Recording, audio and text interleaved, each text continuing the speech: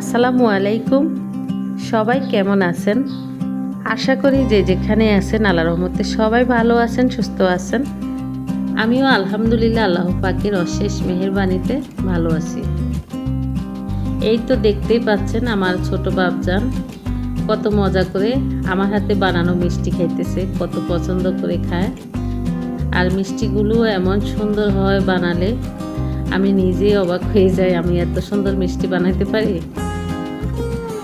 যাই হোক, এখানে তেলের বোতলটা খালি হয়ে গেছে, এটাও একটা বড় কাজ।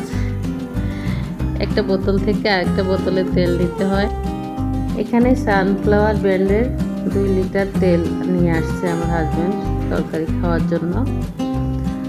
তো এই 2 লিটার তেল 1100 কত টাকা গায়ে লেখা আছে, 1125 টাকা। আর কোথায় সয়াবিন তেল নিয়ে আসে 5 কেজি, 1900 এরকম। তো 2 কেজির দাম অনেক বেশি। এই 2 কেজি তেল দিয়ে আমি কতদিন খেতে পারবো দেখি। অল্প একটু একটু করে রান্না করতে হয়। আসলে রোগীর জন্য এক তরকারি রান্না করলে এই তেলে অনেক দিন খাওয়া যাবে। তো আমার বাসায় তো সব রোগী না, সবার জন্য তো আর একই রকম রান্না হয় না। ছেলে মেয়ে যেহেতু আছে, ওদের এক এক দিন এক একটা খেতে ইচ্ছে করে। তো রোগীর জন্য তো 1 পদ তরকারি 2 পদ তরকারি অল্প একটু তেল দিয়ে রান্না করলেই হয়ে যায়। অন্য রান্না কিন্তু একদম অল্প তেলে হয় না, একটু বেশি দিতে হয় পরিমাণের থেকে। তো সব কিছু মিলাই চেষ্টা করতেছি একদম কম তেল খাওয়ার জন্য। আগে যেখানে মাসে 10 কেজি খাওয়া হতো, এখন আস্তে আস্তে কমিয়ে নিয়ে আসছি অনেকটাই। 8 কেজি 7 কেজি এরকমই মনে হয় খাওয়া যায় এখন। কোরবানির ঈদের পর থেকে আর কি এরকম চেষ্টা করতেছি খাওয়ার জন্য। তো এখানে মিষ্টি বানানোর জন্য ডিপ্লোমা ফুল ক্রিম দুধের গুঁড়া আর কি 1 কাপ নিয়েছি। মেজারমেন্ট কাপের 1 কাপ গুঁড়া দুধ দিয়েছি। 1/2 কাপ দিলাম ময়দা আর সুজি একসাথে মিলালে 1/2 কাপে হবে, আমি চামচ দিয়ে মেপে দিয়েছি। আর দিলাম বেকিং পাউডার আর সুজি আর ময়দা দুধের গুঁড়া একসাথে এই শুকনো উপকরণ ঘি দিয়ে সুন্দর করে হাত দিয়ে মেখে নিব। আমি যেভাবে মিষ্টি বানাই সেটাই আপনাদের সাথে শেয়ার করতেছি। অনেক দিন মিষ্টি বানানো হয় না। তো আমার ছেলে মেয়ে, ছোট ছেলে আমার একমাত্র মেয়ে, খুব শখ করতেছে অনেক দিন মিষ্টি বানাই না, আম্মু মিষ্টি বানাই দাও, মিষ্টি খাবো, অনেক দিন তোমার হাতের মিষ্টি খাই না, এরকম বায়না ধরছে আর কি।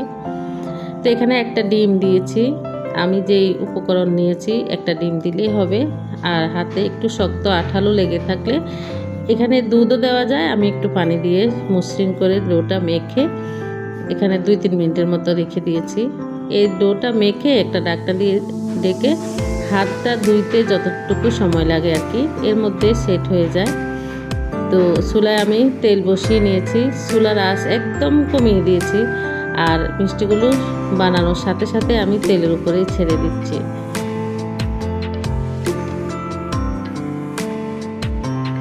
মিষ্টি বানানোর সময় চুলার আঁচ একদম কমিয়ে রেখে আর কি তেলের উপরে যখন মিষ্টি দিব, তো এগুলো এমনি নিজে নিজেই কিন্তু ফুলে উঠে এপিট ওপিট হয়ে যায়।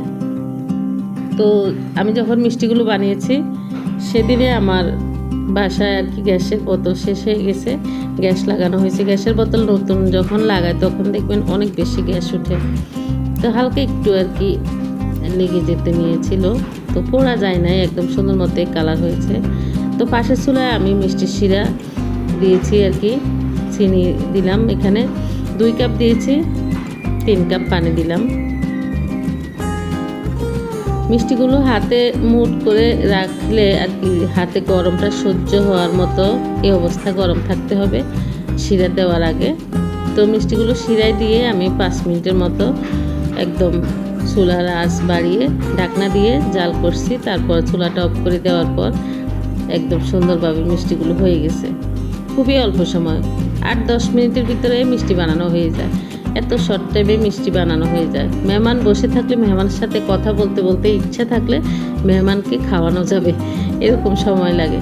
তো এর মধ্যে আমি চা বানিয়ে নিয়েছি, মিষ্টিও বানাইতেছি, চাও বসিয়ে দিয়েছি চুলায়। এটা আমি সন্ধ্যার আগেই করছিলাম এই কাজগুলো। তো আমার চাটা খেয়ে নিয়েছি আমি পাউরুটি দিয়ে, আমার অনেক খিদে পেয়েছে। আসরের আগে মাগরিবের পরে এরকম টাইমে খিদা লাগে। তাই তো হালকা একটু ঠান্ডা হয়েছে পরে আমার ছেলে মেয়ে যখন খায় তখন আমি একটু ভিডিও করলাম।